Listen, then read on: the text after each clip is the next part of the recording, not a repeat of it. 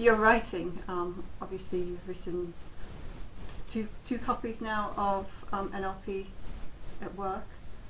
Three. Three now. Third edition. Oh, right, excellent.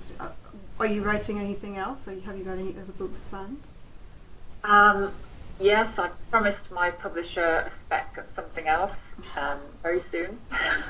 So this week is partly, here in France, it's partly to get my head into that as well, because this kind of space is very good for just, especially for writing, just really thinking about what I would like to say, what I've got to say. My mum used to say to me, "Where do you find all this stuff to write about, Susan?" I wonder myself as well. So no hints on what that is?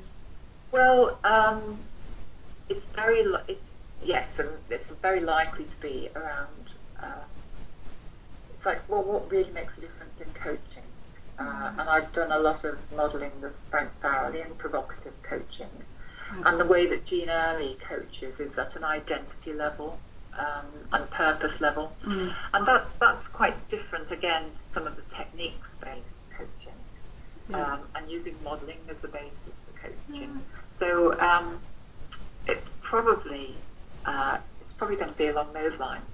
Anything can happen though, because when my publisher plays a big hand in my books, and he's a very staunch critic, very helpfully so. So, if he thinks, well, there's loads of books, on the market, you don't stand a chance with that.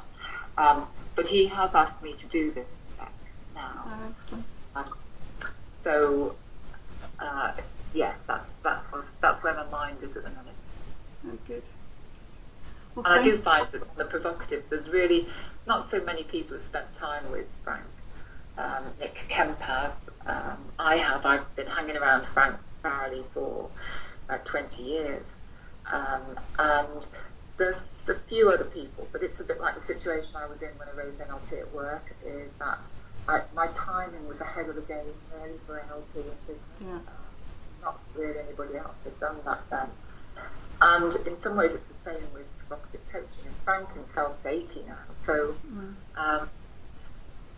and I say Nick Kemp's done a lot of recording and work on his material. I've probably worked with him longer than most times I've known him. And what I've learned from him and what I've learned from Jean, which is very different things, and also what I learned from David Grove, who's the source of the clean language and clean questions. These have been three very big influences on me in my life and my work. In fact, I'm doing a workshop in Australia in November, which is sharing, what I've learned from the three. And that's also because that's what I'm also thinking about for the writing. So I always do things in parallel. So doing that will help me in my thinking about the writing. Doing the writing will help me in my thinking about that as well.